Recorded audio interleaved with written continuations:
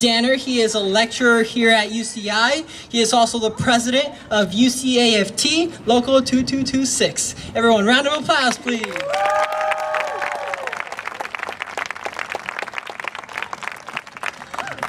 There are too many people to thank, but we should give a big round of applause for all of the organizers of this event.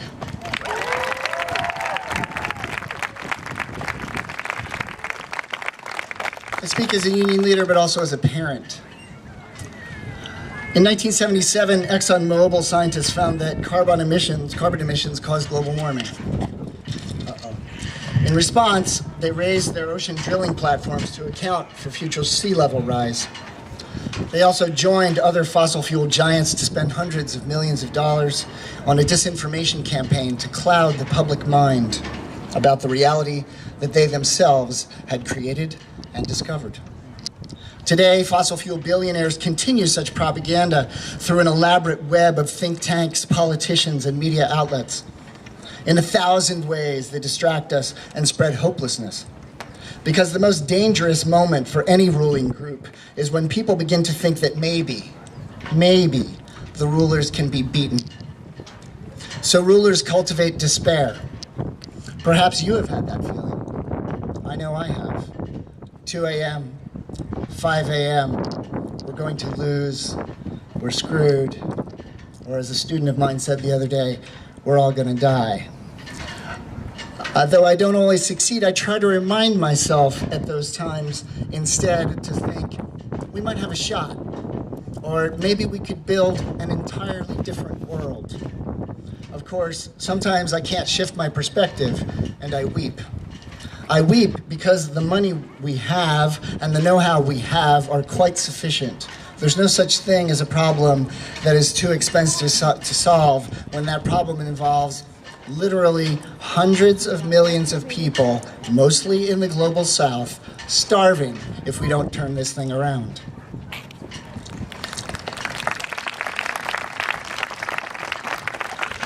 So if there are no financial obstacles, if there are no technical obstacles, what are the obstacles?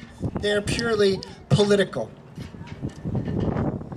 How do we begin to undertake then the political destruction of the enemy, the political destruction of the oil oligarchs in the United States? What's the plan that will allow me to look my 11-year-old daughter in the eye and say, we might not win, but we have an idea of how we could. We have a shot. Last year, Greta Thunberg started her strike for the climate.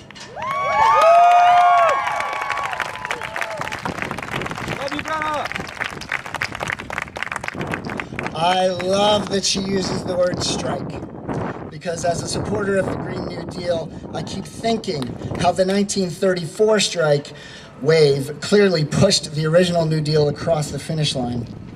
But the simple power of the collective refusal to go to work has much more recent examples, too many to name, in fact.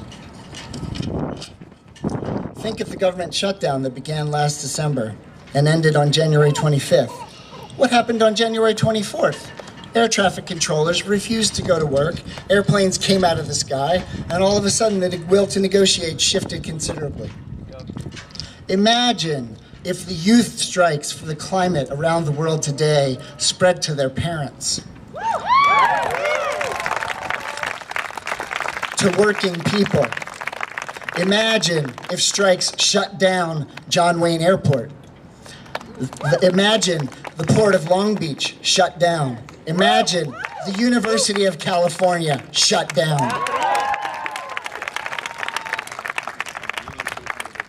I think our solidarity has to extend broadly to every teacher, to every oil rig worker, every nurse, every airline steward, every coal miner, every factory farm worker.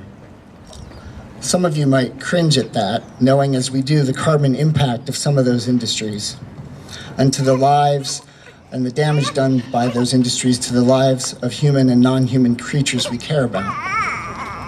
But that's a key point of the Green New Deal, that everyone deserves a good job, and that no working person should be forced to choose between the survival of their family today and the survival of their grandchildren 40 years from now.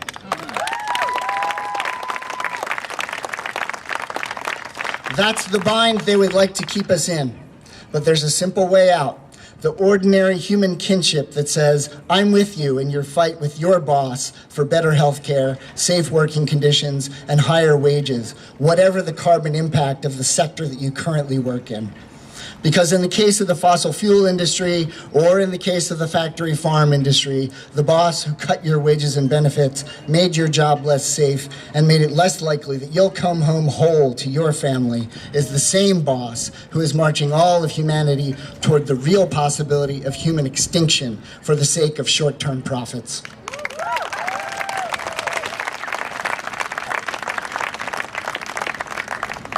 Your struggle against him now and our fight for the future are one fight.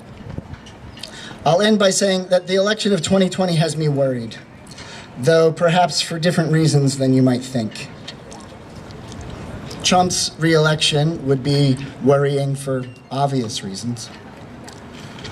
But in the election of a Democrat, I also worry that the sheer relief of not having to listen to the racist, sexist, and yes, Islamophobic megalomania from the president would possibly demobilize us, take us off the streets, stop us organizing more strikes, the way that the Democratic Party often does.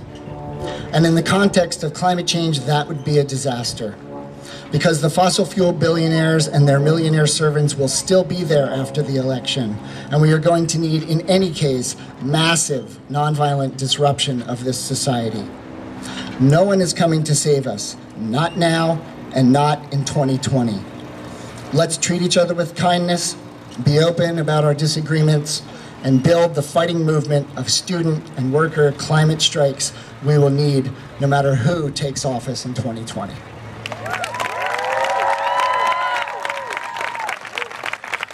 No coal, no oil, keep that carbon in the soil. No coal, no oil. Keep that carbon in the soil. No coal, no oil. Keep that carbon in the soil. No coal, no oil. Keep that carbon in the soil. No coal, no oil. Keep that carbon in the soil. No coal, No oil. Keep that carbon in the soil.